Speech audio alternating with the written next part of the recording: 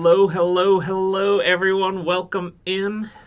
Hope you're all having a fantastic day today. Glad that you're all able to join me.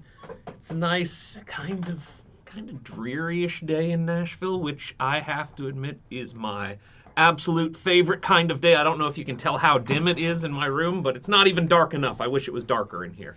But you know what? We're making do with it. We're making do with it. That's how we like it. That's how we keep things rolling around here. It's going to be a little exploration into finding clients as producers. I'm going to, just share some of my personal experience with it, share a little bit of my thoughts on how to approach it. Now I'm going to share with you some examples of some stuff. Of course, there'll be time for questions, so if you do have any questions as we're going, feel free to drop them in the chat. I'll try to keep up with that as well. But then we should have a bit of time at the end to go through any questions. Also, it's such an interesting thing trying to find, music is such a personal thing. It's hard to think of it as a business sometimes. So it's often really hard to just market yourself, get out there, put yourself into things. I think it's even harder these days because social media is such a weird place, man. I feel more comfortable doing things in person. I always have. So for me, it's always easier to it's even easier for me to just approach someone just in real life than it is to send a DM or something like that. So, times have changed a little bit, but we'll talk about that. I found something I didn't think I had anymore, so I'm going to be sharing that with you as well, but it'll be part of my story. It'll be one of the examples that I show. So it's been a fun day of exploration as I've been putting together a little slideshow. I don't know how long or not long this is going to be, so it's just it's an adventure. We're just going to roll with this thing together, and but let's go ahead and let's just jump in. But today we're talking about work for hire. We're finding clients as a producer, and there is tragically no, do this, and this, and you're going to make boatloads of money. It doesn't work that way. So this is going to be more of just my thoughts on how to approach it, different things to be keeping in mind. It's hard to say that they're going to be in any particular order because you kind of have to be doing it all at one time. And obviously the digital age has made some things easier because you can just do it from your computer, but it also makes it more complicated because there's 30 different social media, platforms and all this stuff to think about, but it's not necessarily all about that. Okay, so let's dive into this a little bit. Let's just talk about the keys of what we're going to be looking at today. The keys to finding clients, and this is in no particular order because like I said, they're all going to kind of happen simultaneously. Let's look at having a strong portfolio and online presence. That's going to be absolutely crucial. We're going to talk about building relationships and networking, because that's just spoiler alert, that's all of it. In fact, word of mouth is such a huge, all this other stuff aside, word of mouth is the single most powerful thing in finding work as a producer. Your work and who you are as a person and how you treat people in the process are the two most valuable and important things that you're doing as a producer. Okay, spoiler alert, we're going to go through this whole thing, and that's just going to be the overarching theme to the whole thing. So that can be your too long didn't read right there at the front. So if you're busy, you guys go about it, but stick with me. We're going to have some fun no matter what. So then marketing and promotion, again, it's they all kind of bleed together a little bit. So I'll be expanding on things as we go through different sections. Be genuine / the golden rule. That is, it doesn't, like I just said, that's such the core of just who you are as a person. The producer, it's all about not just your skill in your technical abilities and all this stuff. 90% of what we do as producers is more about how we interact with the people we're with than what we actually do with the mouse and the keyboard and all that stuff. It's about who we are and how we treat people.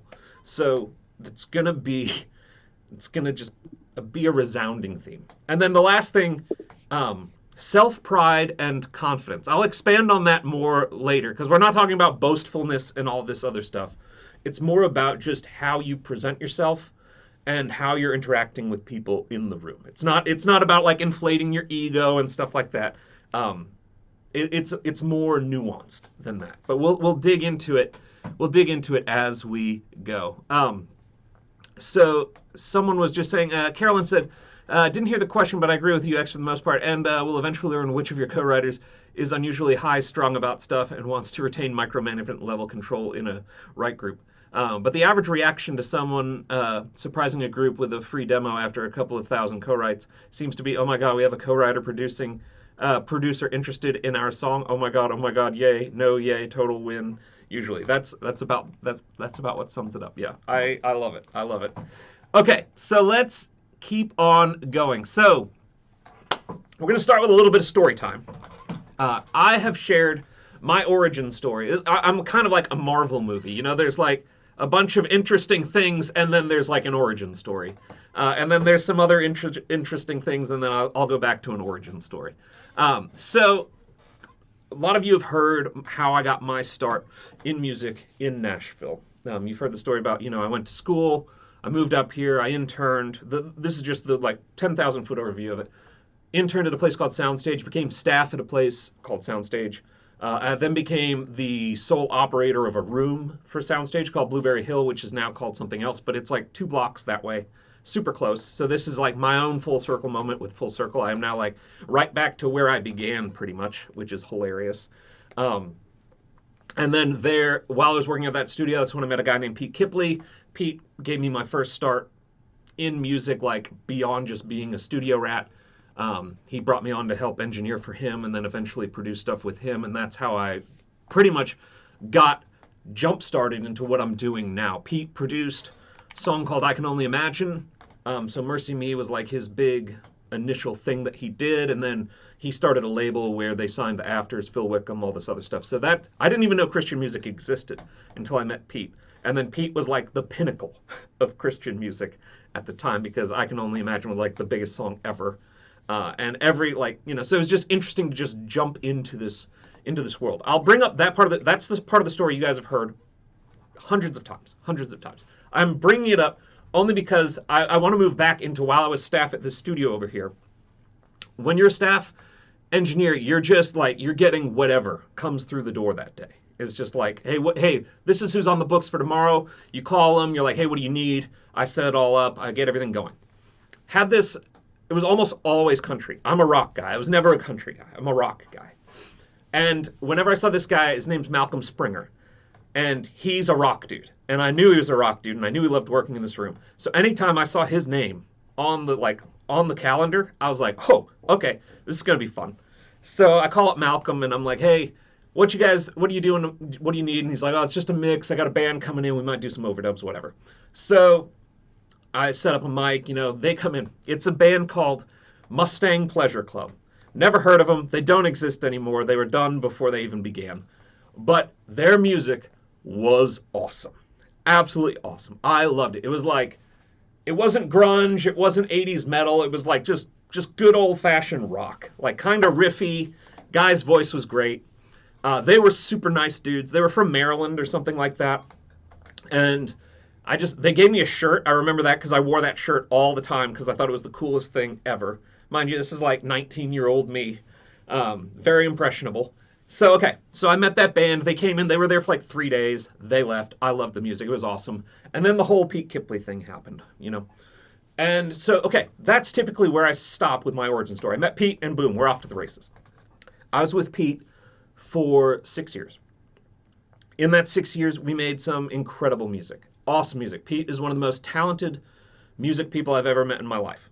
Like, just has no formal education in anything, similar to how Seth is, and just insane imagination. So meticulous in what, Pete took forever to make records because nothing was ever good enough. We would start over all the time. There was none of the, hey, the demo was cool, let's just build from there. When the demo was done, when we went to make a master, we threw it away. It was all gone. He's like, that was great for then, Now we're going to do something better. Like that was just how he made records, and that was kind of how I came up. The other thing about Pete is he's very impulsive, super impulsive guy. We talk about how music is kind of a cyclical environment, like it just goes in cycles. So I, at one point, I found myself not knowing I was about to go through a cycle where we were working with Phil Wickham on Phil's. We just finished his first record, working on his second record, and Pete was going out to San Diego, and he was just like, doing a couple days out there writing with Phil and all this stuff. Comes back. Long story short, he was like, we had bought a console together, and then we sold this console, and I made a bunch of money on it, and so did he. And I was like, what should I do with the money? Should I buy a house, or should I, like buy some gear? What do you think? And he's like, man, I got all the gear we need. Don't worry about it. Buy a house. Put some roots down. This is in 2008. Just for those of you that want a little timeline, and you can probably see where this story's going. So I bought a house, and that was in June. And in July, the market here in Nashville took a huge nosedive. And suddenly my house was definitely not worth what I just paid for it. I had like a 9% interest rate on what I was doing there. My dad's a smart money person, so he helped ensure that I didn't like exceed my grasp for what I was doing. He made sure I didn't overdo it, which was awesome because that ended up saving part of my life. Because that happened. I bought the house in June. July happened. The market crashed. Second week of August, Pete comes back from a San Diego trip. He goes, "Hey, dude, I'm gonna move to San Diego. Do you want to come?" I'm like, "No, I just bought a house here, and I can't even rent it for what my mortgage is. So there's no way I'm going." And he's like, "Okay, well, I'm gonna do it.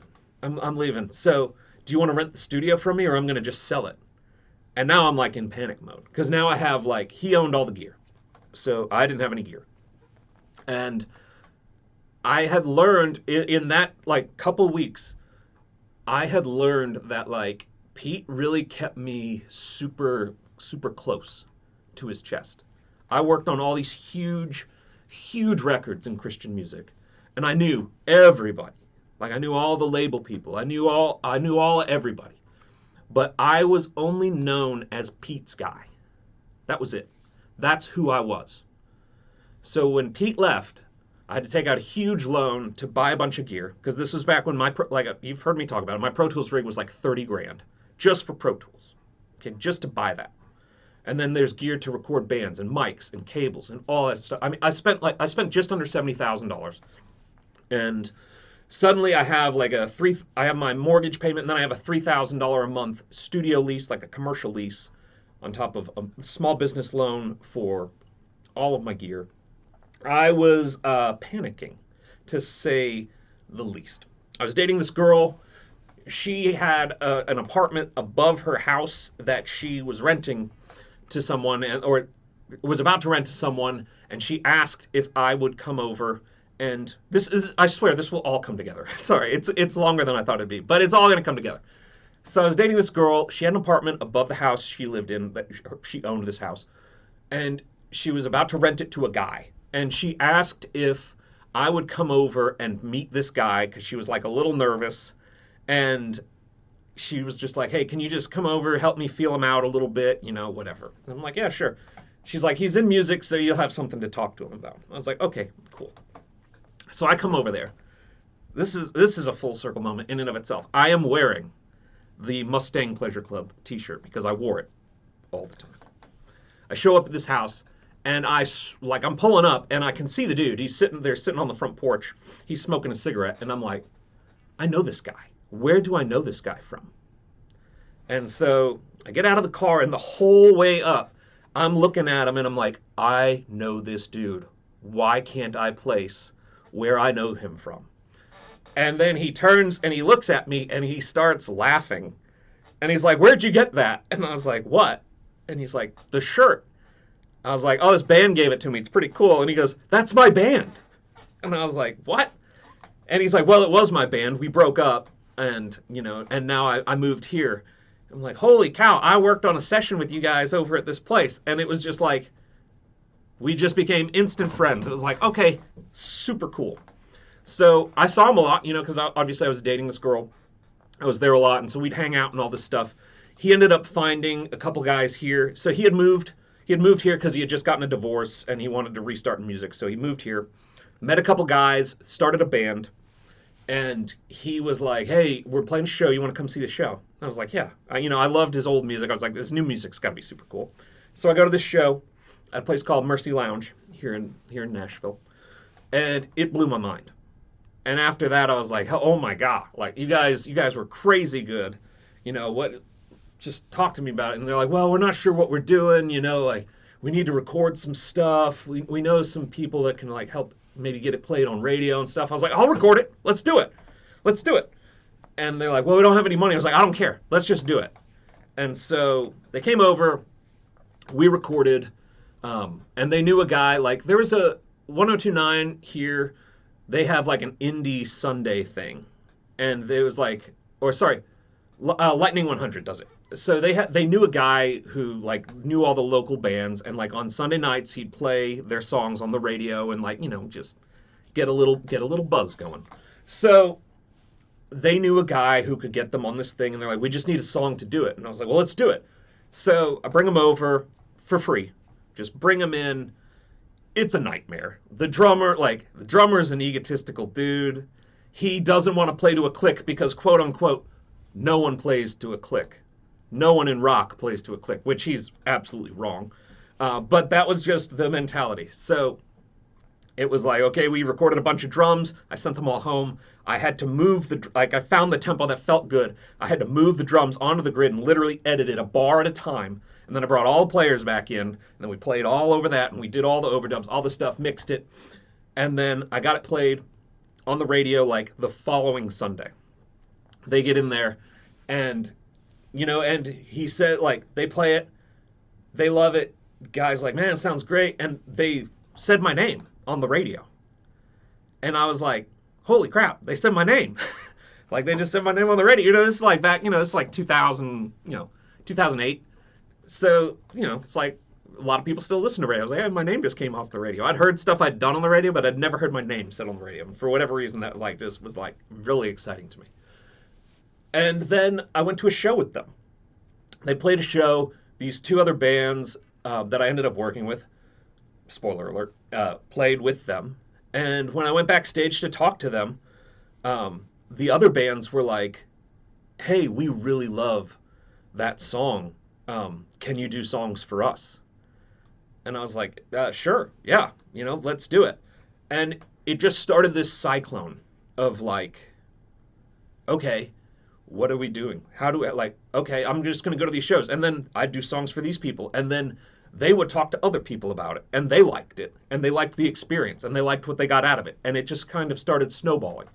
And we'll go into like some of the struggles of this, because this was like, I know this sounds like a happy ending, but these are all broke musicians. So it wasn't some financially awesome venture I just stumbled onto and suddenly, I'm buying, huge, fancy cars and gold watches and stuff like that. And I was buying a lot of ramen and selling a lot of things to make ends meet because they don't have any money. But they had some money, and, they all have day jobs and all this stuff. So it was a lot of just stacking them to where I could bring a band in the morning that had a night job. Like, oh, you guys work in a restaurant, so you go in at 4:30, killer. Let's start at 8, and we'll work 8 to 4, and then you guys go off to work. And then, oh, you guys got day jobs, you're off at 4. Let's start at 5:30, and we'll go till whenever. And I would just stack bands like this because none of them had enough money to make my ends meet, but collectively they had close to enough money to make my ends meet. So the more I just stacked it up, the more I could just plow on through, and I could actually start to make some semblance of income. So, and that was kind of how I got into my role as, just for a long time I was known as the rock guy here in Nashville. And that's when I truly felt like I started to really hone my skills as a producer. And then 3 years later, 4 years later, Pete actually moves back here, and that's how I ended up working with Seth. Was he had come over, Seth had come over and did some stuff with Pete, and then I met like this guy that was interning with Pete, and I had Seth come. It's a long, convoluted story, but it all ties back together. But I just wanted to give you this touch over of a part of it I don't talk about often in my journey, because there's like 4 startovers in my life. And in music, you're going to have lots of startovers. And so this is what I consider my second start in music. And I just wanted to talk about this because I feel like it so clearly just shows the power. And in my life, it just was transformative of how much word of mouth and the experience people have with you, how crucial that is in your journey as producers. Like as artists, you can get away with so much more. There's so much more you can get away with. You can be weird and eclectic, and you can have an attitude, and people are like, oh, that's just how they are, they're artsy or whatever. Like there's so much more room. But as producers, we have to be able to click with people no matter what. We have to be able to interpret their feelings and where they are, and we have to be able to meet them there. And that is what people talk about in the end. They'll talk about how great like everything sounded and everything, but more importantly, they're going to talk about the experience. One of my favorite things is, and I'll never forget this, after we were working with this band, I won't say the name of the band, but they'd made a lot of records. And after a session with Seth and I, they were like, this is the single best session we've ever had. Like this reminded us why we like to make music. And it's like, that's the biggest compliment. Doesn't matter if the song goes number 1, doesn't matter if it sounds incredible. That right there will pull people back through that door, because they go on tour or they talk to other people and they're like, and we got so much other work out of just that one thing of like, hey, and at this level, they are on labels, so this is a little less fair than the initial story I was telling you. But there's so many management companies calling, being like, hey, our artists are like, they had a great experience, so-and-so had a great experience. We would love to hook you guys up and see what you think. So, it's just how you present yourself, how you hold yourself, how you carry yourself just matters so much. Vicky was saying, I'm weird and eclectic, not good as a producer. No, your personality is your personality. I'm talking more just about how you treat people in general. Like I think I'm somewhat introverted. I can be weird. I have my own tics and stuff like that. But when I'm interacting with people, I try to be as thoughtful and present with them as I can. One of the things we're going to go through here in a minute is the golden rule, and I think that definitely applies. Treat others, as you want to be treated. I think is just such a big thing. Ha just posted another thing real quick. She was saying, sorry for posting this a second time. How often should I message someone to keep some sort of a relationship? Like once every 6 weeks? How long exactly? I don't think there's any... Another theme we're going to get into in a minute is just being genuine, just letting things be natural. I don't think there's a timeline. Like you can have like reminders on your calendars, like, hey, message this person, I have birthdays on my calendars. I always try to message people on their birthday. That's really important to me. But as far as like just maintaining a relationship, I work on I want them in my mind. So if I think about someone, I message them and just be like, hey, you popped into my head. I hope you're doing great, whatever. I don't know that having some like regimented, like every 6 weeks text them or whatever. I don't know that there's a proper gap. If you have something that you want to say, that you want to reach out, that you want to share with them, I say just do it. That's my personal opinion on it. Especially if it's someone you've interacted with before and it's not just some flat out cold extension. I think just if they're in your head, if they're on your mind, if they're on your heart or whatever, just reach out to them and say, hey, I was thinking about you. Hope you're doing great, whatever. But I don't think there's any like die hard every 4 weeks at 10 p.m. make sure you reach out to somebody. Yeah. So anyway, okay. So let's keep this gravy train rolling. So we've gone through my second start in music. So let's now talk a little bit about having a strong portfolio and online presence, because this is kind of the newer age. When I did that song, um, MySpace was the thing. Okay, for those of you that remember MySpace, I loved it back then. I loved it. What was really cool about MySpace is that you could have a music player embedded on your page. You know, you had your top friends. It was like Facebook, but with like musical things on it. And it was a great way. MySpace was like the encompassing of all of what I'm about to talk about, because you want to have a place where you can we can just display what you're doing and talk about what you're doing and show examples of what you're doing, and where people can say things about you that are good. You know, like you'd make a post, or bands would tag you in posts, or come to your page and post, hey, thanks for helping us with this thing. Other people would see it and they would kind of attach to it. The foundation of everything we're going to talk about today is creating high quality music. That's everything. Focus on producing music that demonstrates your skill set and versatility across different genres that you are interested in working in. Be honest with yourself about this. And what I mean about be honest with yourself about this is that don't spread yourself thin. Don't be like, well, I could do that. That'd be fine. Don't fall into the pit of like, there's money over here. Let me just go shoot to that. That's a super temporary way to look at staying in music. I'm approaching this from, I want to get into music, I want to be paid to make music, and I want to have longevity in it. If you're just doing stuff to pay the bills, you're never going to find longevity in doing this. I know that from experience. Like I said, I've had many restarts in music, and that is a huge part of why I've had multiple, is because I had at one point fooled myself into being like, this is okay to do, I'll do this, and then I'll just do something else. But you fall into this trap of just like, it's just snowballing and snowballing and snowballing and snowballing. And the next thing you know, you're like, I hate this. I absolutely hate this. And you just need a refresher. So don't be honest with yourself about the music that you want to make, because it will just be more healthy for you, but it'll be better for the artists that you want to work with. Okay? Because the artist is taking you at face value, like, hey, I want to be a part of this. Like, if you hate EDM music, but someone's looking for a producer for EDM music, and you're like, well, I could do it, you know, that'd be fine. The artist is taking you at face value, saying, hey, I want to be a part of your music. That relationship between artist and producer is so crucial. If you, not calling it a lie, but just like if you build that foundation on like well, I really don't like your style of music, I'm just doing this to get paid, that is not a firm foundation to build that relationship upon.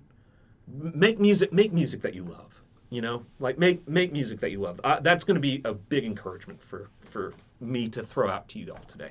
But anyway, focus on creating high quality music, and that also often just comes in turn with making music that you love, because you will care about it more, you'll pour more of yourself into it, and you'll find you're more willing to do things for it that aren't solely attached to money. And we'll talk about that more in just a few minutes. One of the most crucial things to do is create a place where people can find you and the music that you're making. You need an online hub. You need a professional website of some kind. Like I was saying, MySpace was that for me when I was a kid. Now there's all sorts of places to do it. A lot of people have their own websites, but you need a place where you can showcase your best work. You need a place where you can list off the services that you offer and the strengths that you have as a producer. Like if you're great at beat making, if you're an awesome instrumentalist, if you do mixing, mastering, if you just do full-on production. This is what your chance to showcase those things. You should also try to get testimonials of clients that you've worked with and have them displayed here. It's really, some social media platforms are great about this because you can kind of knock it out all in one place. But like I was saying before, word of mouth is so powerful, so powerful. So getting testimonials, if you can, is a great thing to have, and to have them displayed where other artists can see it. And then finally, you need to have an easy way for potential clients to contact you. So a lot of times websites are the best and easiest form of this, to just kind of explore and encourage. I'll talk about some other platforms in just a minute. Saw a couple things in the chat I just wanted to get onto. Josh was saying, if anyone needs someone to make some EDM, I'm just going to throw out there that I love doing EDM. There you go, right there. There it is. There it is. Bring it. If you got EDM, hit Josh up. I had one other question. A songwriter called Francesca de Valencia made a small interview with me via her phone, and she encouraged me to create Instagram so she could share the video to my account. I feel like I'm not ready for Instagram though. When do you think I should start an Instagram? Of course, I'm not releasing music yet. I think there's no such thing as starting it too late or too early. Sorry, start it right away. I mean, if she's got something she wants you to share, that's great. I would just get going right away. You'll never, if you just wait till you're ready to do something, you'll never be fully like ready to do it. So dive in. Just dive in. The hardest thing to do always is to start. So just start, and then you've got that out of the way, and now it's just trying to find some consistency. Um, okay. So let me show you an example just real quick. I'm going to have some examples for some things. This is Sam Hart's website, and I thought this was just a great example. You guys know Sam a little bit. He's been around. He's taught some stuff. You've seen him at some of our things. But this is just, I think, a great example of just a place for people to go to find your music, find out about you, and find out what you're doing, and then contact you. He has a giant contact button up here that if you click it, it brings you to an online form where you can just contact him directly. It's super duper simple. But this is just, you come to samhart.com. It says, hi, I'm Sam Hart, a Christian music producer. So now you know who he is, what he does. I help artists. It just goes through this whole thing. Book your project. Again, straight to the contact form. It's got a little video about me. It's got recent collaborations, so a little blurb of the work that he's doing. And then, of course, he's got audio examples. When we talk about making a website, a place to land for people to just find out an all-encompassing vision of who you are, I think this is a shining example of it. So if you need a place to like be like, hey, what's a good music producer's website look like? Check out samhartmusic.com. I love this thing. It looks awesome. And yeah, he's got some social media posts and stuff on here. Again, the contact form is everywhere. He does a great job of just making it easy to find how to contact him. He's got pricing, he's got blogs, he's got everything you need all in one place. So Sam's done a great job of putting this together. Okay, let's keep on trucking with expanding our potential audience by utilizing music sharing platforms like SoundCloud, Bandcamp, YouTube, Samply, Spotify.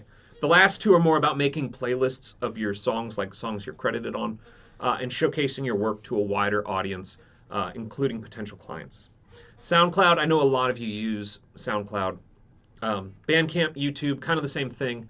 You just need places where you can host your music, where people can explore it and find it. As producers, we don't have the luxury of releasing our own music. Maybe you do. Maybe if you're your own artist and you're producing your own things, maybe you've got your own Spotify page and all that stuff.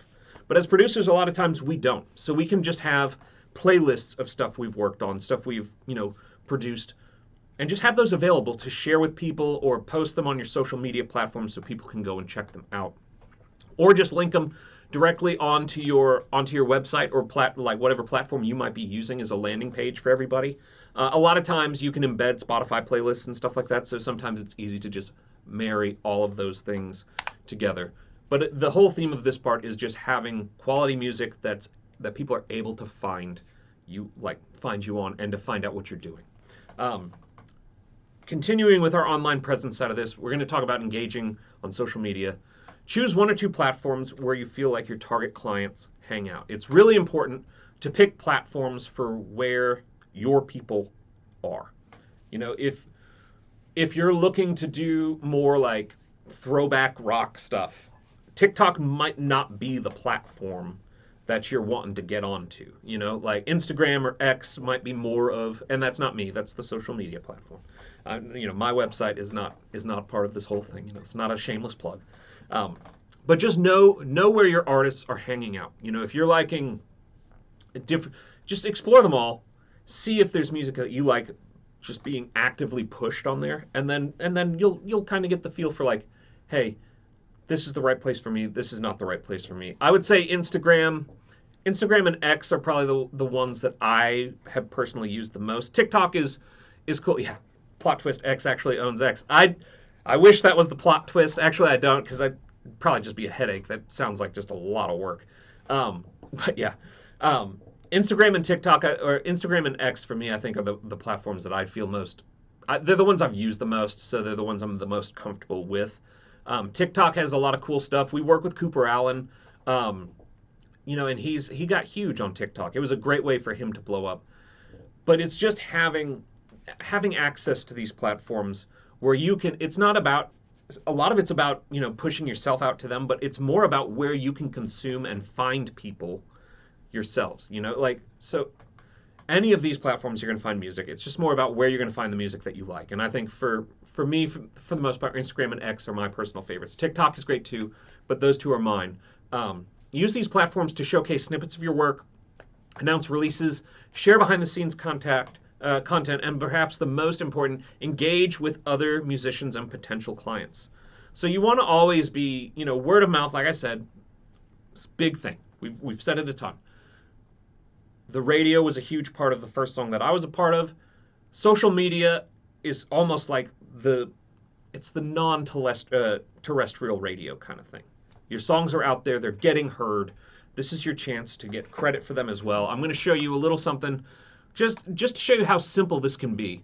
This is just, Sean Moffat does this for every single song that comes out that he worked on. Nothing crazy. Just says Insane Project out now. Tags the artists. If there was a producer on it, tags the producer. And then he credits everyone that was involved with it. But it's just a little link straight to it. That's all you got to do. But just be constant with it. Constant. And then if your artists are doing the same thing, that's got your name on it too. And other artists that are like, man, that sounds really great. I'm gonna hit this person up. This person did that. That's epic. Just something as simple as this. Social media is so intimidating to a lot of people. And a lot of people think they have to spend a lot of time wording everything correctly and like thinking about like, oh, the messaging and all of this other stuff. I think the more you dive into that, you go down that spiral, the harder it is to actually yield any results out of it. Be simple with it. Be straightforward with it. This is an example of a great, simple, easy post that will yield you great results, okay?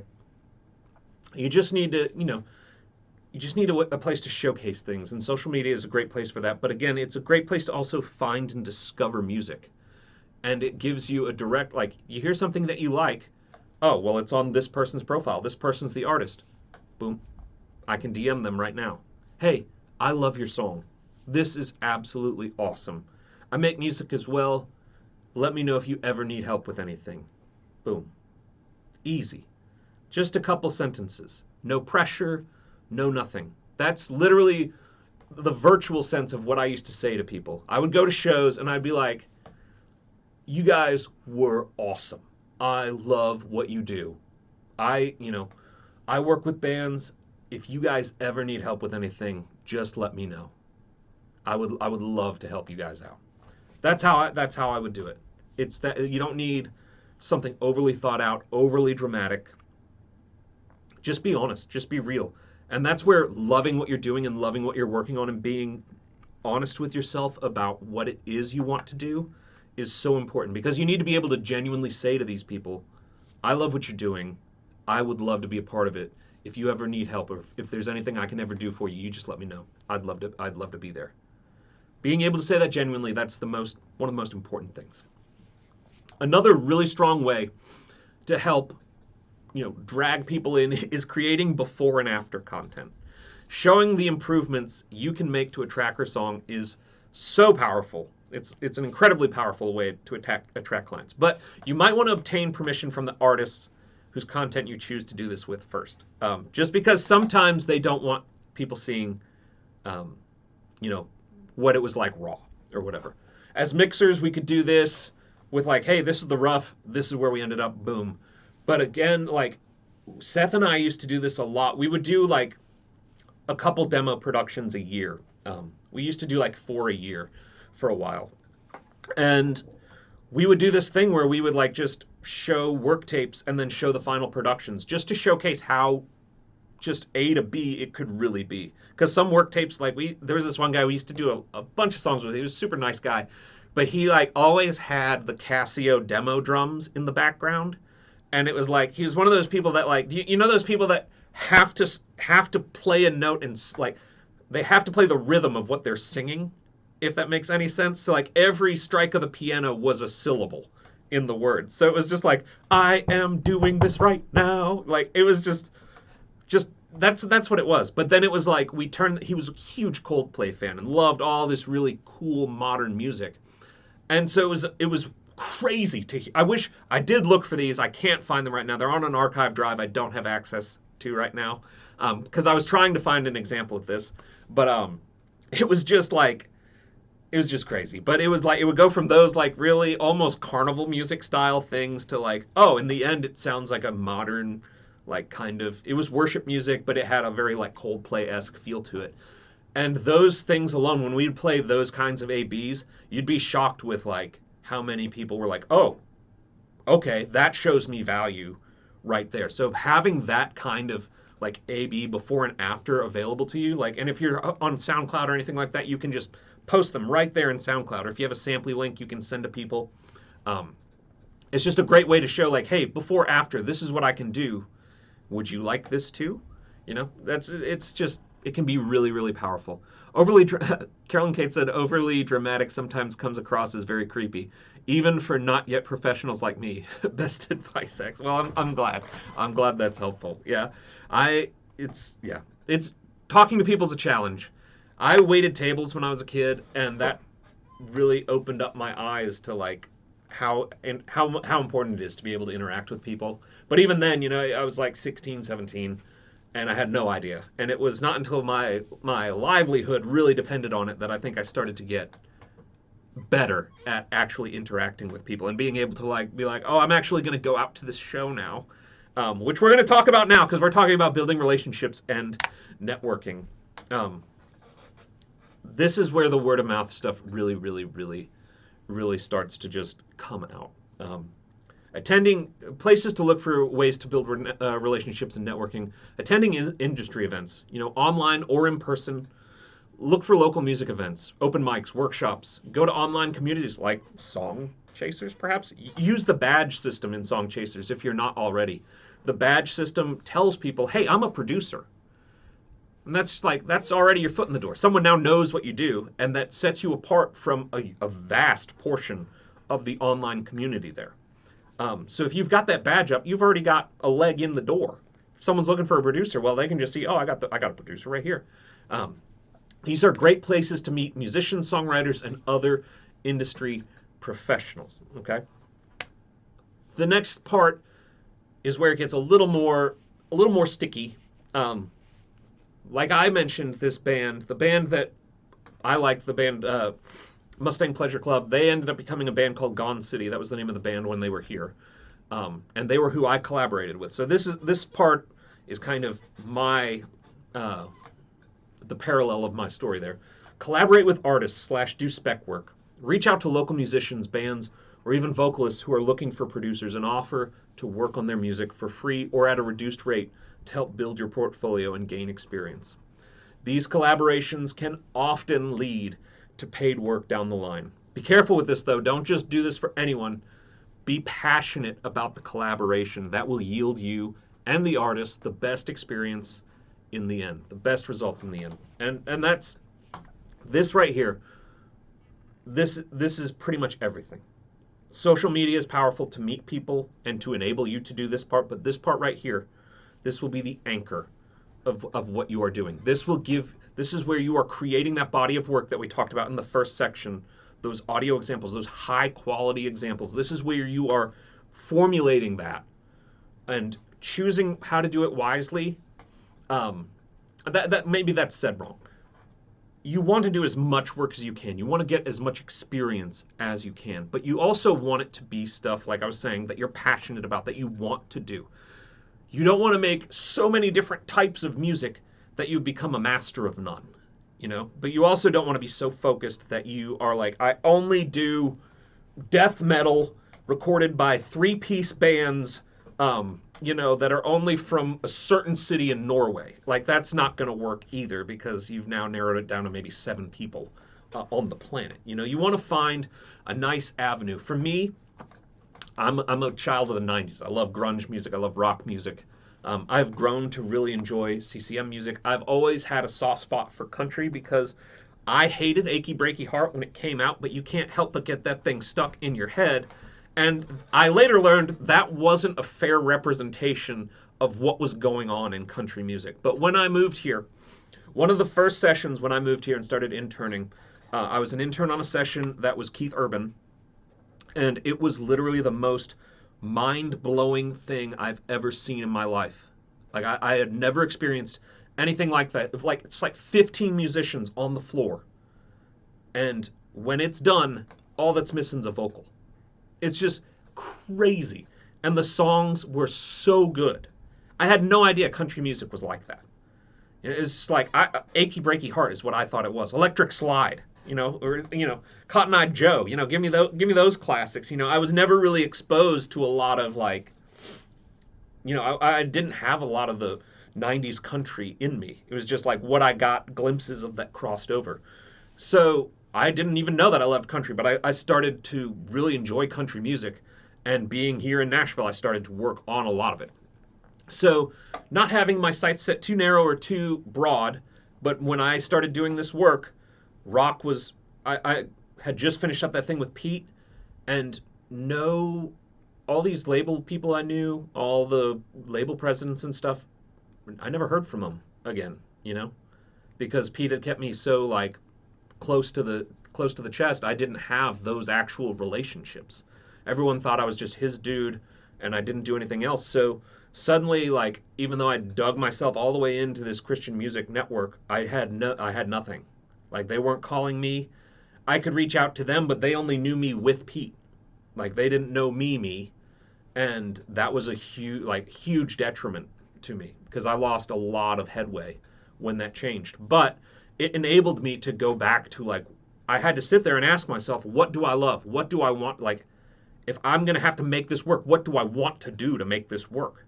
Like, I want to work with artists I love. And I loved working with, like, the Mercy Me guys and Phil Wickham and the After. Like, I loved all that. But I didn't have access to that anymore. What do I have access to now? And that was I love this band. Ironically enough, this dude just moved in above my girlfriend. Let's try that. Like, how small of a world is that? And that just spawned into this whole thing. And then I ended up starting to work with a country band called the Lost Trailers. That really spurned me into country music because they ended up doing extremely well. And I just had a tie with them through a management company Pete and I used to work with called Red Light. And they were like, hey, these guys, they need someone. They don't have a ton of money, but they need quality stuff. Would you be up for like helping them do out some demos and stuff like that? I was like, let's do it. Bring them in. I love it. And their music was great. They were like a mix of hip hop and country, which was so funny. But it was very interesting. So anyway, I was able to dig this up. If you guys want to hear it, I will play it for you. But I found the song from that band, from Gone City, the first one that I did that got my restart into this. It's a song about his ex-wife. It's called Devil's Got My Soul. But I'll leave you to figure out who the devil is in the song that he's singing. But I'll play you a verse chorus of it real quick if you all want to hear it. But just to show you, like, again, this is literally the first thing I produced. I did everything on this. Produced, engineered, mixed, mastered, whatever. This was the first thing I did on my own. Very first thing. So I heard it today and I was like, okay, cool. Still like, oh, when you do something you care about, it carries emotion with it and everything. And that's what you want. Those are the experiences you want. So let me play it for you real quick. I've got it up in this same browser window, funny enough. But here we go. We'll take a listen to it real quick. It's 2 minutes 50 seconds, so I might play the whole thing or I might just stop it at some point. But let's just jam out for a second. Here we go.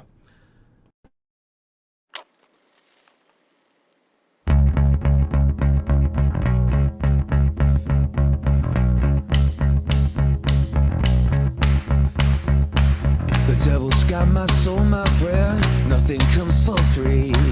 The wings of the angel come right over me. My money's gone, I'm lost. I can't stand for this. The wheels of the devil run right over me. The devil's got my soul. The devil's got my soul. The wheels of the devil got my soul. The devil's got my soul, my friend. No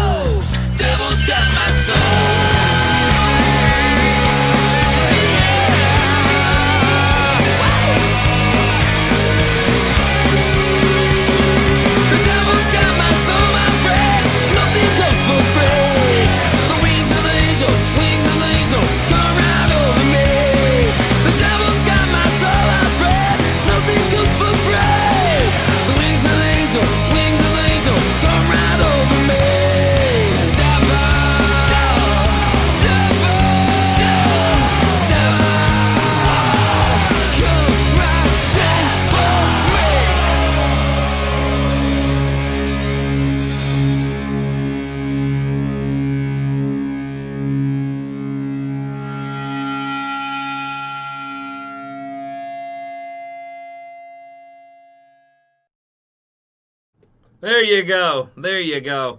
Um, but yeah, so that's a bearing of my own soul right there. That's literally the first thing I ever produced on my own as like a quote unquote professional. Um, yeah, of course. Thank you guys for listening. I appreciate it. But just to kind of show too, like I'll wait till the end to talk about this some more. But yeah, it's just being excited about something, being passionate about something, diving into it, and just wanting it to be awesome is what we need to do. And that's why it's important to pick things that you love when you're talking about collaborating, doing spec work, stuff like that. Pick something that you love because you will hear it when it comes out. Like it's just to this day, it's so funny to hear that because it's like so many things. The ex-wife's the devil, Mark. Um, so, but to this day, every time I hear it, I think of so many things. And like I said when I was telling the story about this, like I think about the drummer not wanting to be edited. To this day, probably doesn't even think he was edited because we never told him we edited it. But he was just like he literally came back in after we did guitars and said, "See," and I was like, "Yeah, yeah, see." Even though it's suddenly to a click, everyone's doing things to a click, but whatever. But from that to just like all the little like arguments they had, and it's not always perfect, but it's magical, which is what you want. Music is about magic, so being able to capture that magic, that's going to speak through your work that you're putting out to the world. Okay, so let's just keep going with the trend of building some relationships and networking and stuff like that. Engage in online music communities and forums. Platforms like Gearspace, KVR Audio, Reddit's We Are the Music Makers are all excellent places for connecting with other producers, engineers, and artists. Go to these kinds of places. Join in on discussions, ask questions, offer advice, and build relationships. It's important that we not only meet other artists and stuff, but we have to remember it's a communal thing, music. And meeting other producers, meeting other people that do the same thing we do. I know this sounds challenging. I'll talk about this a little bit more in a minute, but being thankful and having more of a collaborative team mentality will be crucial. So when I was coming up, these kinds of communities didn't exist. Now there's a bunch of them. So it's very easy for people to prop each other up and to give each other credit for things, but also to be like, hey, I saw your post on this. I went and I checked out your stuff. It sounds awesome. I have an artist that might be perfect for you. You'd be surprised with how many times artists get recommended to you by other producers. Sometimes because they've got too much work and they can't fit it in, but they want to recommend someone who's of a good quality, who they like. If they're a fan of your work and they're pitching you to an artist, they're going to like really, really pitch you. Be like, I love what they're doing. You love what I do. Trust my judgment that this person's and I know some of this sounds so arbitrary and like, oh, like it's out in the ether, but like I literally had this happening the other day where like with a mix thing, like this guy that I've mixed a ton of songs for, he loves what I do. He's trying to sell a band on me. And he's just like, hey, can you just put together some songs? Like literally, can you put together some of the stuff that I'm talking about right now so I can send it to them? And I literally, I spent 45 minutes one morning listening through some stuff. He told me a little bit about the band, like what they like, and I just put together a playlist of 8 songs of like, hey, here's stuff I've done. Send them to him. And he listened through it. He's like, I love it. I'm going to pass it on to him. But this stuff, it never stops. If you're not doing some of this stuff, I encourage you to get doing it. But if you are doing it, just double down on it because it never stops. Even when we've got Carter now, and he's like the gateway to everything Seth and I. But it's still like we still have to do these things. The only thing that we don't do as much anymore is the social media side of things. But that's only because we doubled down on it so hard initially. There will get to a point where you don't have to work it as hard. But if you're just starting out, that's definitely the launching point for everything that you're going to be doing. Okay, let's keep this gravy train rolling. A couple last things. This is also super, super important. Support artists. Attend their gigs, in person or virtual. If they're doing online things, go support them. Listen to their music and offer genuine support. Build genuine relationships. That is crucial in the music industry. Like I was saying, I met all these people at gigs that I was working with, and I always went to their shows. Even now, my buddies in Apollo LTD, we're in our 40s now, and they just stopped being a band. But when they had shows, I mean, yeah, it's 9:30 at night. Maybe I don't really want to go, but I work on their stuff. I'm gonna go. I'm gonna say, hey guys, this was important enough for me to show up. I'm showing up. Let me do it. Like back in the day, I would offer to do front of house for them. I just loved seeing them play. I was just like, hey, how can I be a part of this? What can I do? What can I add? What can I do? You need help with something? I'll help you with it. And I always said help. Like I was never like, hey, let me record all of your music. It's like, what are your needs? Talk to me about what you need. What can I do to help you? Finding that right balance of phrasing things like that, I think is super important, because it just feels less like, I don't know, it just feels less gritty to me. Offer to help people. I think people want help, and because sometimes you might be wanting to produce a song for them, but helping them might be doing radio edits or something. That was a big thing for me with the Lost Trailers when I first met them. They didn't need help producing songs. They had some demos they needed to make edits to. And that's how I got in the door, was I was making edits to songs for them. And then it's like, hey, can you help us produce this demo? Sure. Let's do a demo. And then, then it was reproduced by another producer, like a big producer, because they were on a major country label. And then a little while later, like the demos were like, hey, these label just wants to turn these into a master. Can we just come and recut the vocals and then we'll send it to someone? Like the evolution is there. You never know what the actual avenue is into like continuing working with someone, but just offering to help is such a key part of it. Such a key part of it. And like I was just saying, be open to different types of projects. Don't limit yourself to just one type of thing initially. Do what you can to expand your skill set and gain experience. So like I was saying, I wouldn't say no to something because it's like, no, I only produce songs or I only do rock. It's like, hey, can you help us do this? Yeah, absolutely. I love your music. I love what you're doing. Let's do it. If I can help, I want to help you. I want to help you. And for myself, selfishly, I hope that leads into me being higher up on their radar of someone they want to contact to help with them doing other things. But that's such a key and crucial part of it. All right, let's talk a little bit about marketing and promotion. Like I said before, just having your mindset on what you actually want to do. What are you passionate about? What do you love? Decide on and clearly define your services and specializations. What kind or kinds of music do you love making, and what are parts of music making that you are great at? Be clear on these things so that you can help attract the right types of clients. Again, if you hate EDM music, don't be like, I make dope EDM beats.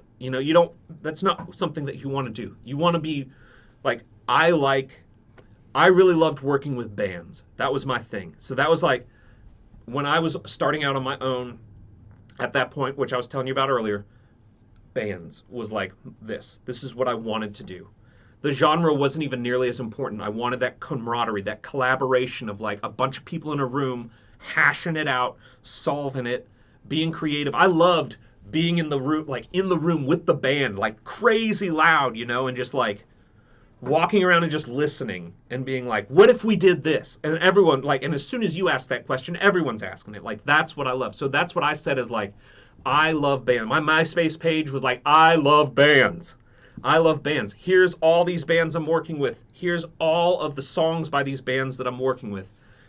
I was good at working. I'm good at people. I like working with people. That's what I like to do. And I feel like that's where my strength was. So I tried to play that up. I liked a strong at editing. I was trying to figure out being good at mixing, but 2008, 2009, that was the cusp of when like things really started deviating into like you have to almost start doing everything on your own. Like the Napster thing and all that stuff had already happened, so record budgets were getting slashed. Pretty much when I moved to Nashville, like the first record I did with Pete, the budget for the entire record was what they spent on mixing the previous record. Okay? That's how much the budget was slashed. So the budgets were already coming way, way, way, way, way down. So we really had to start figuring out how to do as much of it on our own as possible. And so I was trying, Reed Shippen was mixing pretty much everything we were doing. I tried to spend as much time with Reed as I could just to kind of figure out and glean things from him, like, oh, what are you doing to do this, that, or the other thing? Was I some master mixer? I mean, you guys just heard it. No, I was really good at recording bands. I'd done that a lot. Okay, I knew enough to be dangerous, but that whole thing you just heard, that was done with auto-tune. That was that was done with SSL channel strip from Waves. That was done with whatever stock plugins came with Pro Tools, and that was done with the Sound Toys bundle. That's all I owned. That's it. That's it. Limiting was through the maximizer, the whatever they call it. I forget what Pro Tools calls it. That's Pro Tools' maximizer thing. The SSL bundle has the SSL compressor, so that was on the 2-bus, but that's it. That's literally it. So I didn't have all these crazy options. It was just like, hey, this is what we got. Let's do it. Let's just turn it up, you know? I didn't tell them I was some mixing mastermind. I just told them I could do the whole thing, which wasn't a lie. I'd done it, you know? I could go top to bottom. I didn't say I was a pro at it, but I could do it, and I wasn't going to stop until I was, you know, really happy with where it was, and that's kind of where we landed.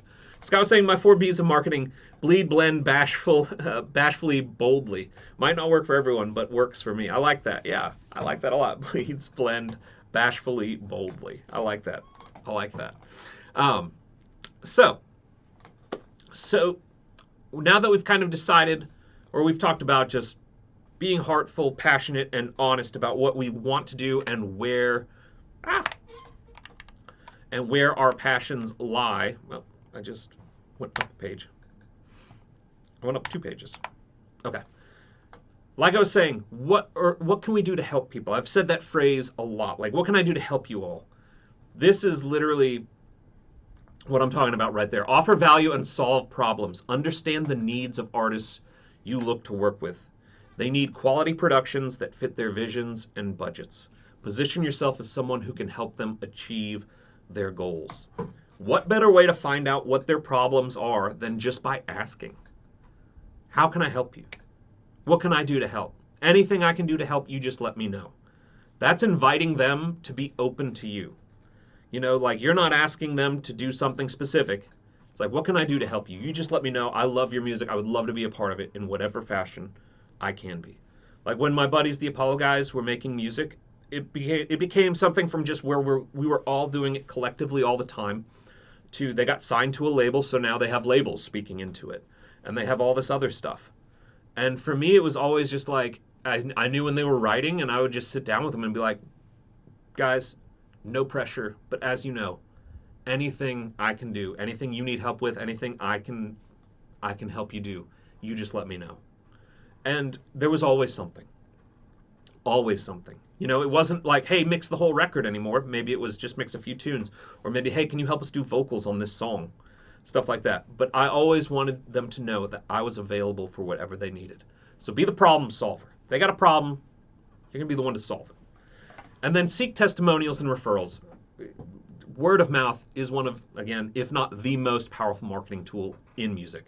Once you've worked with a client, ask for a testimonial. But better yet, make the experience so incredible that they just tell their friends and artists how great it was. The phone will then start to ring. I can assure you of that.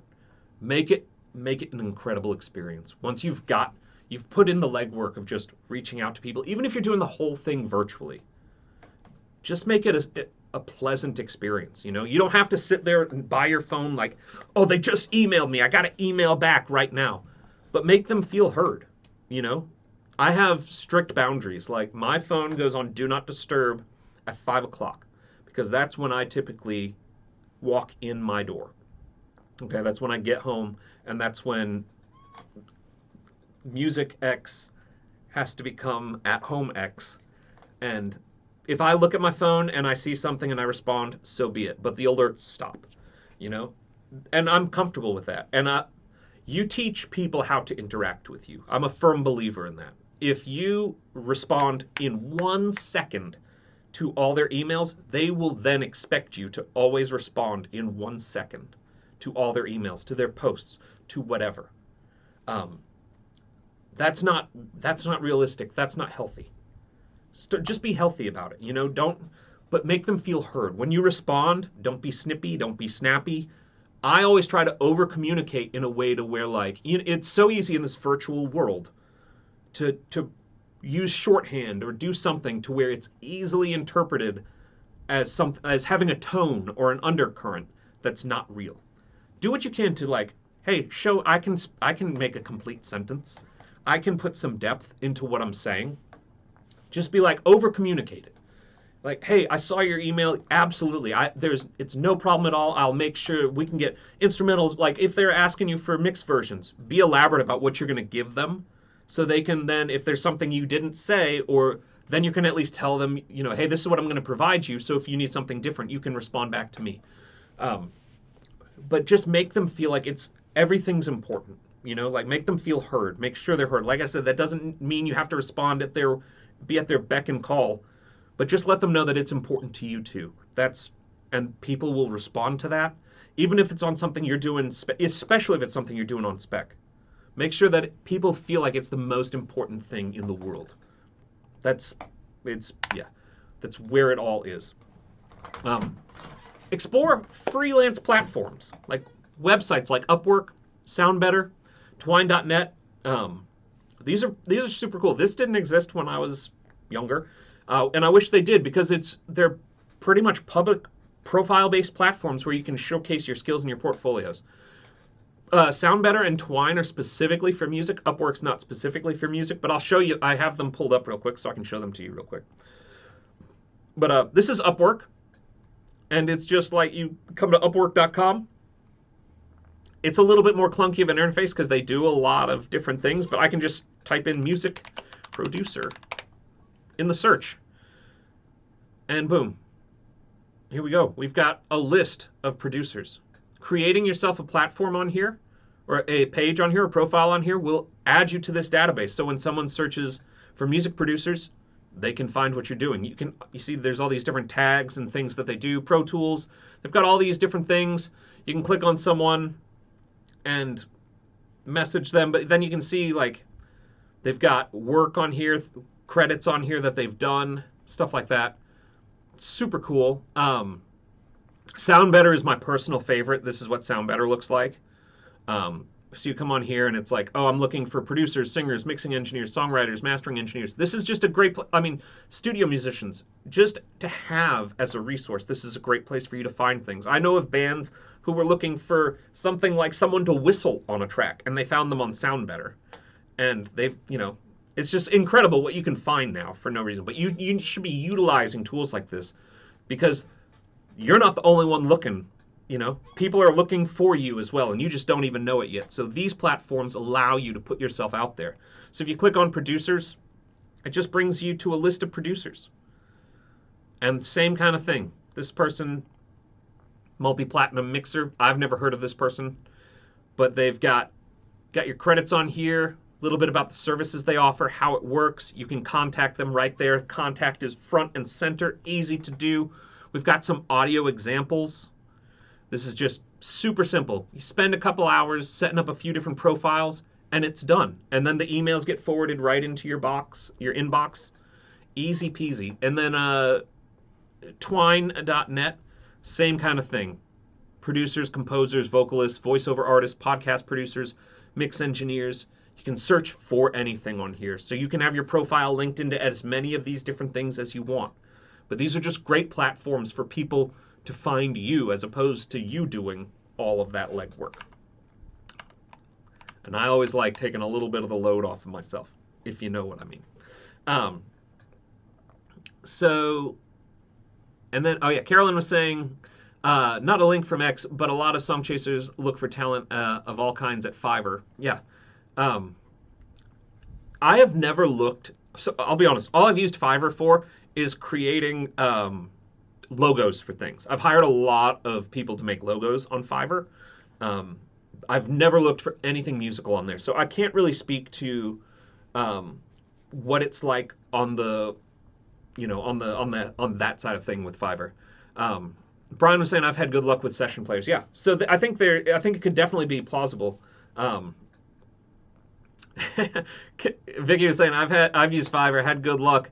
They also have a whistler. There you go. Come on. Come on. You know, there's a growing need for whistlers out there. I actually almost had to hire one last week, but luckily I got the demo stem. Um, Dave was saying, can it be difficult to get listed as producer on Sound Better? Some of those kinds of companies have a waiting list, or you need referrals. Um, Carter built me a Sound Better account, and I didn't need any credit, like any kind of referrals or waiting list or anything. It just put me on there. Um, so I'll double check with him, but no, I don't think on that you needed anything. I don't think you do on Upwork either. I haven't made one on Upwork, but Crystal's made stuff on Upwork, and I don't think she had to go through any. Um, she didn't have to go through any verifications or anything like that. I think the hardest part is just getting, once you start getting traction through those sites, it starts promoting you more. So the more you can like lure people on there to you, like to book through there, the more it's going to just feed and snowball that for you. Um, Another part of marketing slash promotion. We've talked about this a couple times already. Like I said, these all kind of bleed together a little bit, but I just wanted to kind of break them into chunks.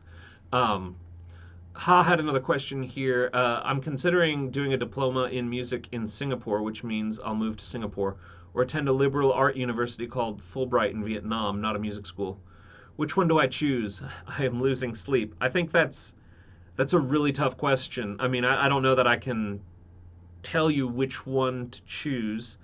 Um, yeah, okay, yeah, Brandon, have a great rest of your day. Thanks for joining us. Um, I don't know that I can tell you which one to choose. I would just say look at which one gives you the options that you are most looking for in your future. Will focusing something specifically on music really benefit you, or will the opportunities at the other school benefit you more? I know you said you've wanted to leave the country before, so obviously leaving it to go to Singapore would be um, kind of something that you've wanted to do, assuming that that would, help you further your career, or expedite yourself down a path towards where you want to go. Um, but yeah, I think I know it's a tough decision, but I don't think there's a wrong answer as long as what you want to do in the future can be benefited by either of those. If it helps focusing on music, awesome. If you get more opportunities by going to the Fulbright one, but you can still do music and advance yourself as well, then I don't see a negative in that either. Okay. Reaching out to artists directly. The old school cold call, though not really a call anymore. I haven't actually cold called anyone, I don't think, in forever. It's more about just interacting with an artist personally that you really enjoyed after a show, or after like a Facebook Live or an Instagram Live or something. And then, or just DMing them on social media, sending a personalized message, referencing their music, and explaining how you can help them. Don't spam, focus on genuine connection. Again, I know I've sounded like one of those dolls where you just pull the thing on its chest and it just says the same thing over and over and over, but genuine connection is paramount. Like, I know these things, finding work and all that stuff, it seems like a very daunting thing, but I'm hoping this just helps resonate how there's just a few core tenets of what you need to focus on, and then it's just about finding the right avenues to do it. Again, reaching out to them, being like, I just saw your performance, it was awesome. I'm a music maker. This is what I love. If there's ever anything I can do to help you, I love making music, and I would love to help you with something. Just something as simple as that just puts you on their radar, and then from there they can link to your profile where you hopefully have your work and stuff they can do to hear and be like, this person would be awesome. I love what they do. Or maybe they've even heard of you before, which is even better.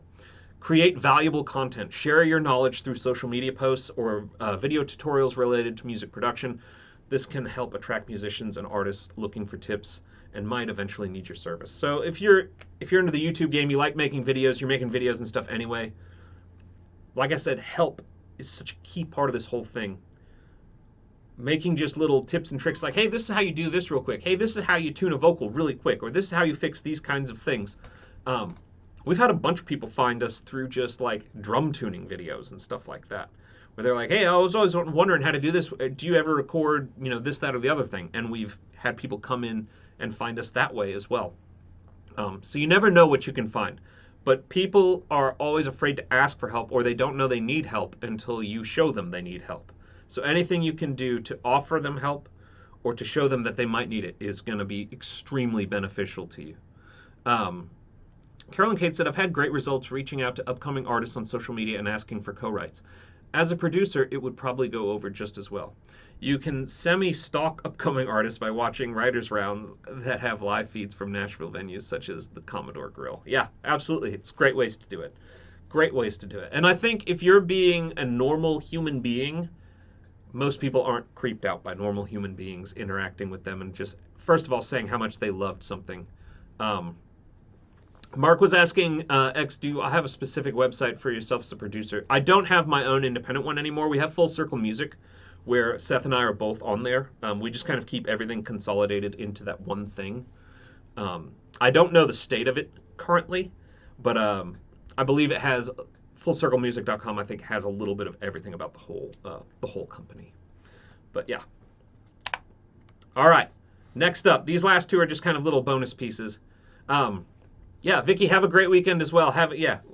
Thank you. I'm so glad you enjoyed. And we'll look forward to seeing you next week for song sharing. So being genuine, again, this is just life stuff right here. Always remember the golden rule. Treat others as you would like to be treated. This is the core of all of it. There are very few people who artists will seek to work with regardless of their reputations. Every artist we work with works with us because of the experience they've had. And we have artists we have worked with for 10 plus years. Those relationships only form when there's mutual respect and care.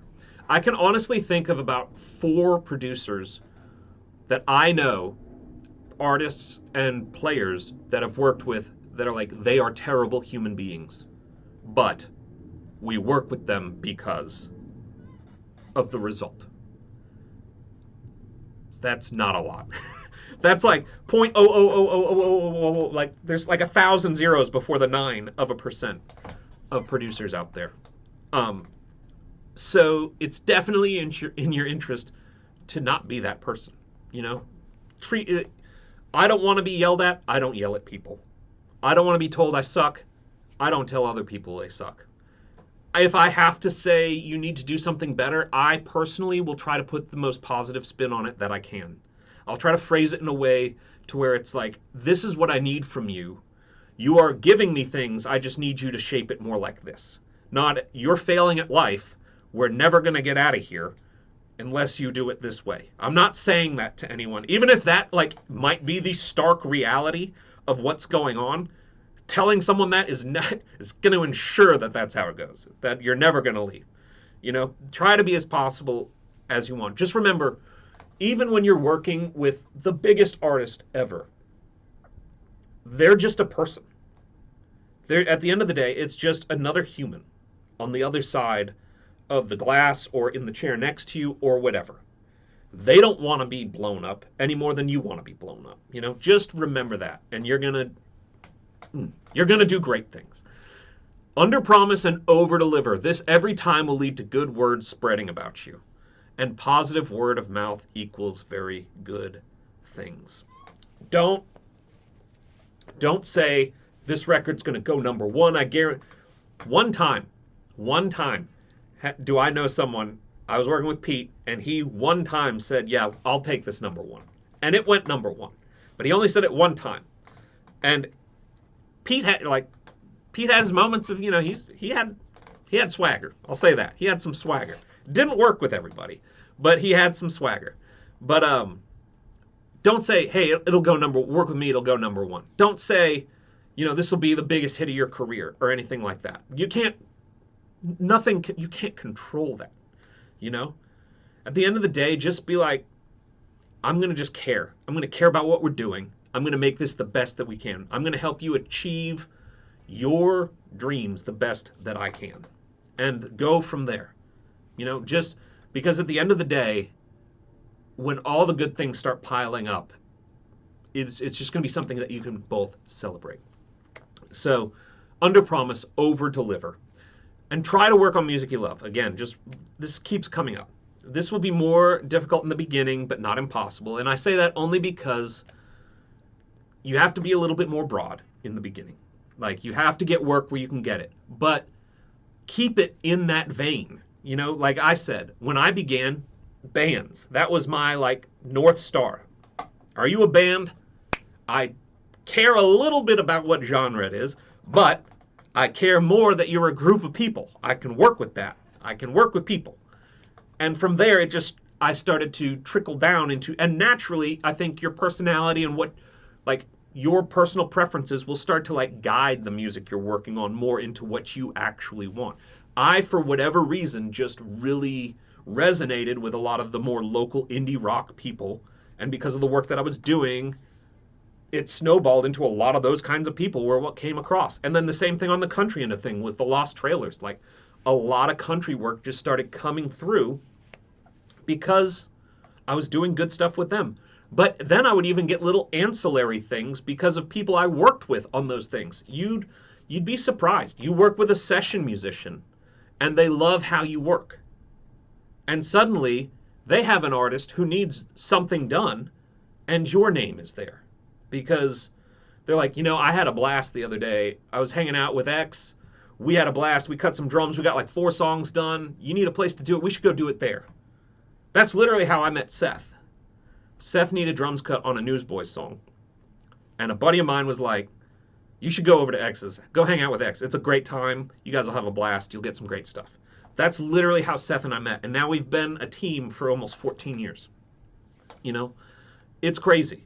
And that was just one person talking to another person. I was still a nobody at that time. It's just, it doesn't matter where you are or what level you're at. We'll talk a little bit more about that in just a second. Sorry, I know this is going really long, but I feel like I just want to resound and put some emphasis and some passion into all this for you. But it's just focus on what you love. That's going to be a big part of it.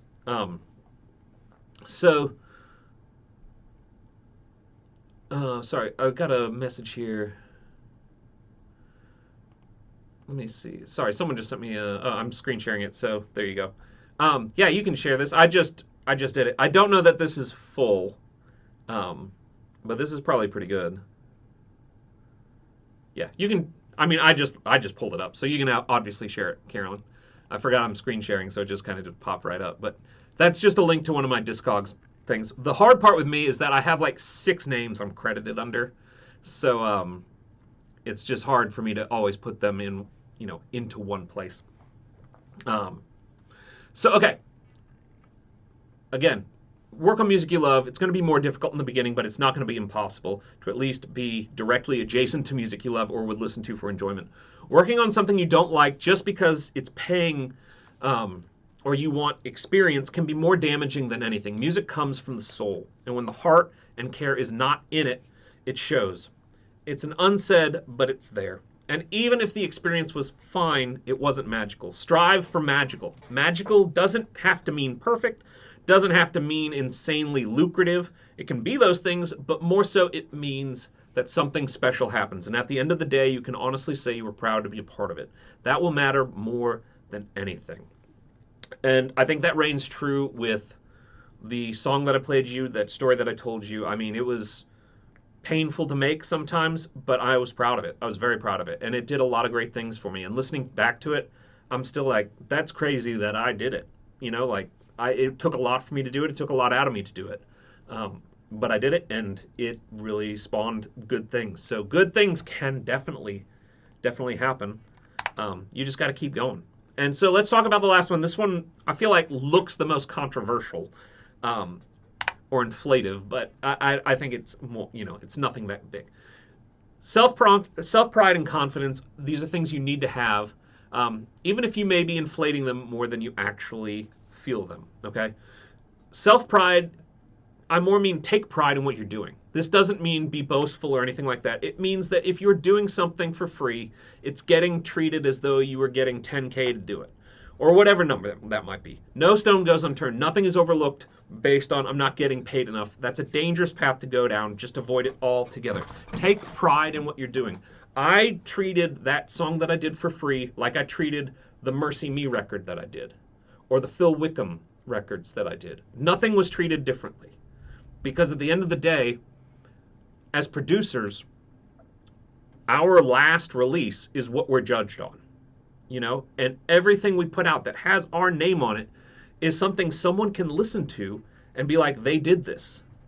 And do you want to be known for that? You know, I always think about that. Like, every time I'm like, I think the mix is done, I think about, we're going to put this out into the world. Am I cool with that? Am I cool with these people that I love and respect?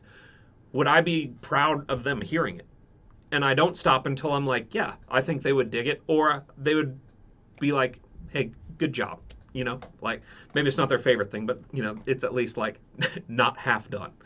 Um, Confidence meaning no matter how new or inexperienced you are, never admit to it. If you aren't ready to start working with others, that's fine. Build your confidence working on your own. When you are ready, remember this is what you do. It's the same thing that you do every single day, and you know what you are doing.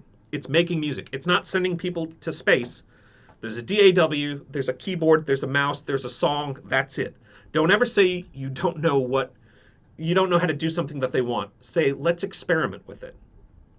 When you do something like that, it becomes a journey that you go on together, not and I can't do that, so it just dies. What I mean by that is, I do this all the time. When I'm going to tracking dates, I have to remind myself it's just instruments, and I'm putting microphones in front of them, and then I'm hitting record. That's what I'm doing. Like, I still feel every day like, oh, I have imposter syndrome hardcore. So I always have to try to like remind myself, yeah, exactly, Mark. I always have to remind myself like, I know what I'm doing. Like, there'll be days when I've got a song up and I'm like freaking out because like I'm trying to interpret notes that like some artist sent that are just super vague or something like that. And I just have to remind myself, I know what I'm doing. Like, I know what I'm doing. Like, they're here because of what I do. So I just need to read this and do what I would do based on what they said. I can't sit here and overthink it. Overthinking will hurt us so much. And it's really easy in the beginning, but it doesn't just stop. Just so you guys know, it keeps going. You just learn how to deal with it a little bit more. And never shoot down an idea just because you don't know how to do it or don't think you can do it. If an artist is like, I want to do this, and you don't know how to do it, don't say no. Be like, let's explore it.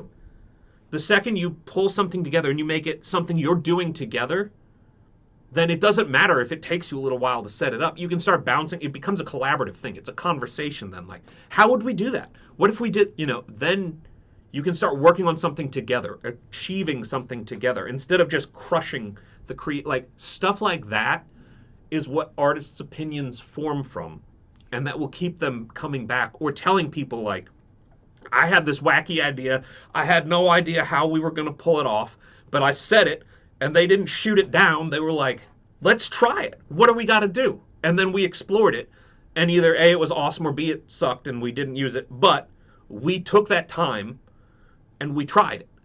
And we weren't just shut down, and there was no ego saying, that's a stupid idea. I know, I've made 1 million records, and I've sold 10 million records, and I got the awards, and I got the plaques.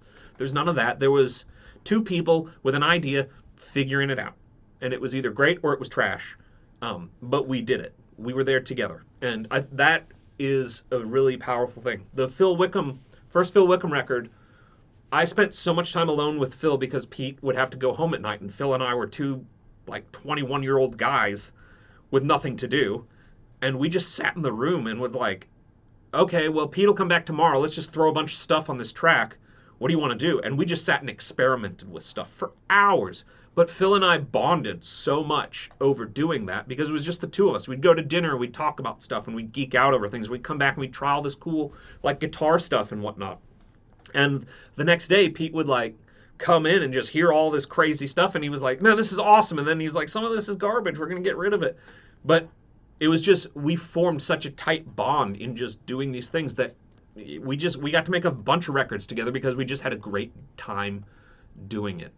And then lastly here, so much of this job is psychological. Like I was saying before, find ways to phrase things when talking to artists that always frame things with a positive color. I know we're talking about finding work as a producer, and these things seem very abstract, but these are the things. Word of mouth is everything in music, and these are the things that make that word of mouth positive that will bring people back to you. And it doesn't matter if it's the artist with 12 followers. If two of those followers talk to them and they're like, hey, I need a place to make music, and you just gave them the best experience of their life, I guarantee you they're going to say your name when it comes to making music again. Okay? It doesn't matter big or small. This is the core of all of it. Let's talk about a couple final thoughts real quick, and then we'll take a few questions. Sorry, I know I went a bit long. I didn't know how long this was going to go. I'm just a jabbermouth, so I appreciate y'all. Final thoughts. Don't feel territorial. If an artist is working with multiple people, that's okay. It's super easy to feel like that's a slight to you or something, or that you're losing the job, but that's how music is made these days. I struggled with this big time. There were artists, especially when I was, like I said, stacking artists to just try to make ends meet. And I found out like they were doing a song with someone else. I felt so defeated. I took that so personally. And it was nothing personal other than the fact that they wrote the song with so and so. And so it just made sense. Like back then you were just like, you wrote it and you recorded it. It wasn't like two different steps, like especially in indie bands. It was just like, yeah, we wrote this song and we just recorded it, but I had to really do a lot of soul searching sometimes because I felt like I was already working for nothing and I'm doing all this effort just to make my life, try to work, and they're going off and working with someone else. There was a lot of dark times where I just had to like calm myself down and be, just remind myself. And it took meeting some of these other people and developing relationships to really kind of be like, okay, it's not about this, it's about just the music in general. And so the quicker you can come to terms with that, and it's hard. I mean, it's really hard. So I'm not saying it's like, hey, simple things, whatever. It's difficult, and it's not something that no one struggles with. It's something everyone struggles with. But just know that it's natural and it's human. So don't let that scare you. Be patient. When you're contacting people, don't expect immediate responses. Like I just said, when I go home, my phone turns off at 5. Okay? That's because I want people to know that that's my family time. That's my home time. And if I get a text, maybe I'm in the bathroom and I pop my phone open and I see, oh, there's a text in there, and I'll respond or something. But I'm not changing my whole life. Like I do have people that can come through my do not disturb or whatever.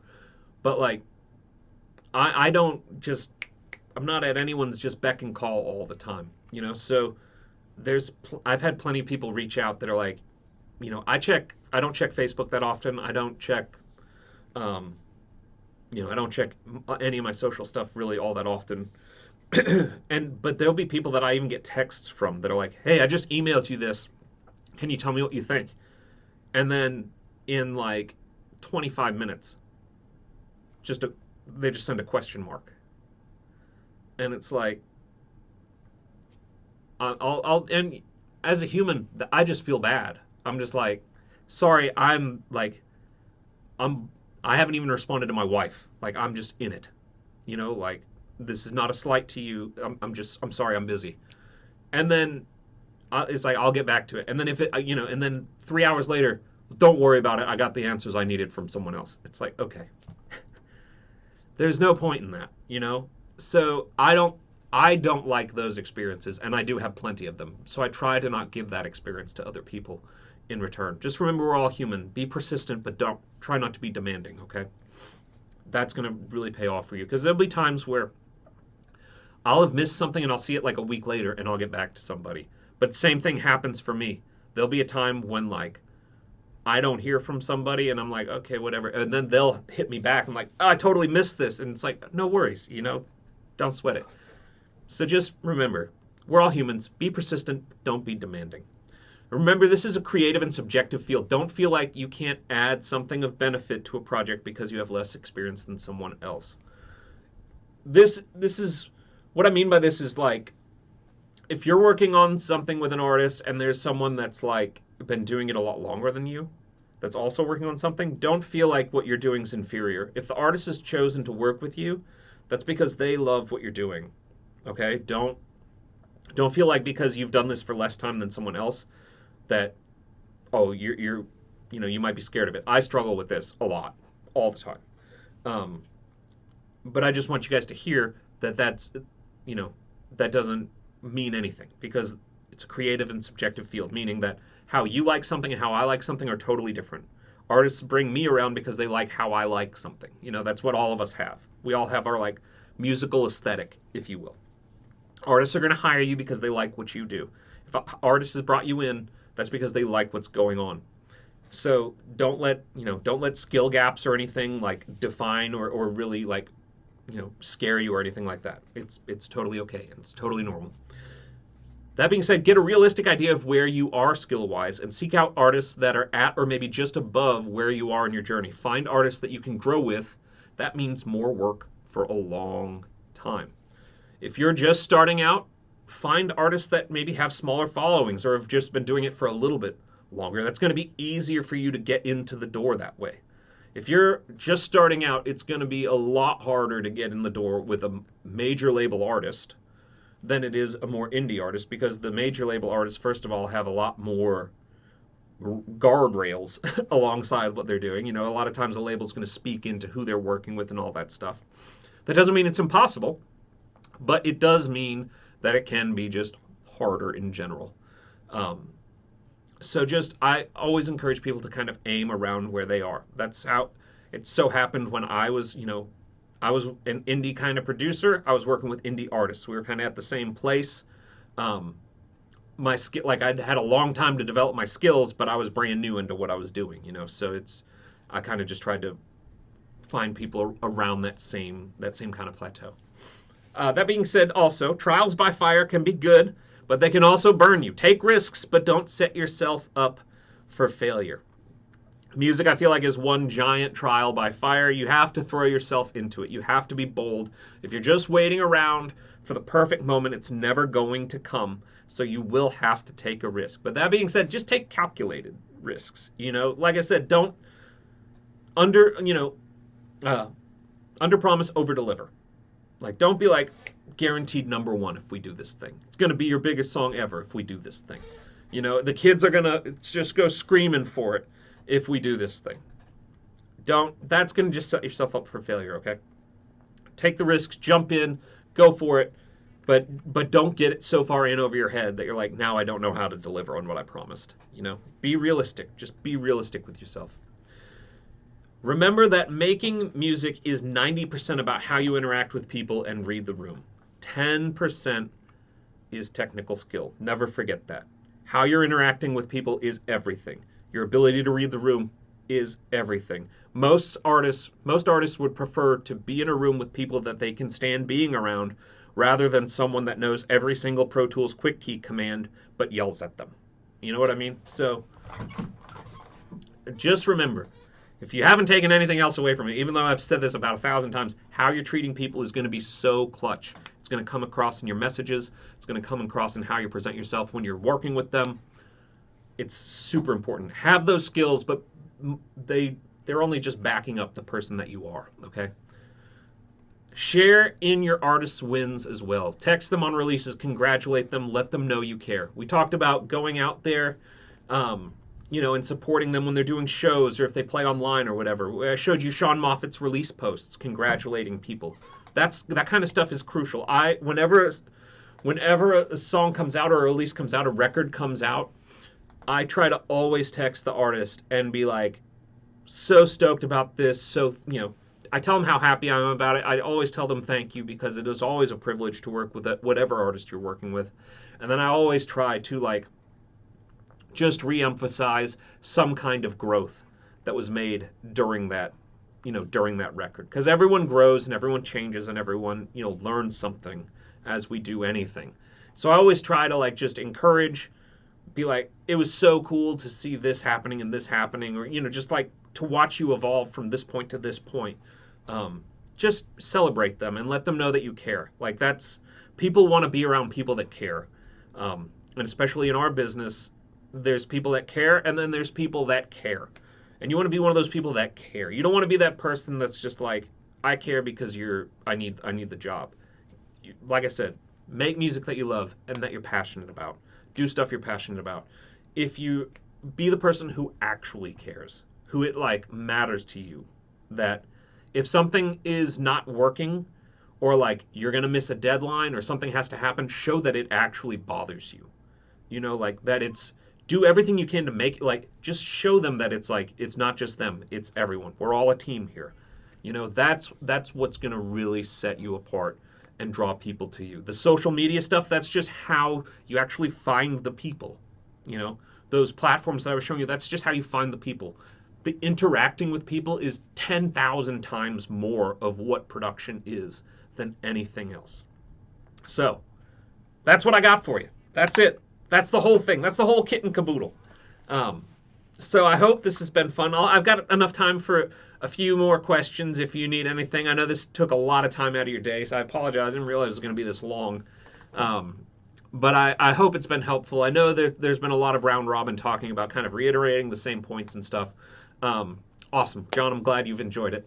But I do feel like it's just important to take time on because it's, as artists and songwriters, it's a lot different. Like, I feel like there's a lot more, there's a lot less emotional stuff at stake as artists and songwriters looking for producers than there are the other way around. I feel like producers, it's so much more about establishing trust. I mean, obviously artists are looking for trust and, stuff like that, but we have to be the one to link that trust, because a lot of times they're coming, we're looking for them, they're coming to us. It's a strange bond, but I never want to undersell how important just the care, the connection, the word of mouth, how much all of that is. It's just crucial. But yeah, thank you all again for diving into this one with me and exploring the space, if you will. But yeah, until next week, I'll let you all go. Put a smile on your face. Put a smile on someone else's face if you can, as always, and I'll look forward to seeing you all soon, okay? Have a great one. Thanks for listening to this episode of the Made It in Music podcast. And be sure to check out our other episodes where we unpack hundreds of hot topics with some of the top music industry pros, both here in Nashville and all over the world. Subscribe to make sure that you automatically get future episodes and leave us a review if you loved it. It would really help us out. Or send an email to support@fullcirclemusic.com if you have ideas for how we can improve the show. If you would like to become a Songchasers member and attend our training sessions live, head over to joinsongchasers.com to learn more. You also get additional exclusive training from music industry professionals. You get our royalty-free custom tracks from Seth Mosley. You get song reviews from me and my team, and you get access to a custom social media network we created exclusively for songwriters and musicians. There's nothing else like it on the internet. Head to joinsongchasers.com to learn how to join and check out madeitinmusic.com for more content and episodes from this podcast. See you in the next episode.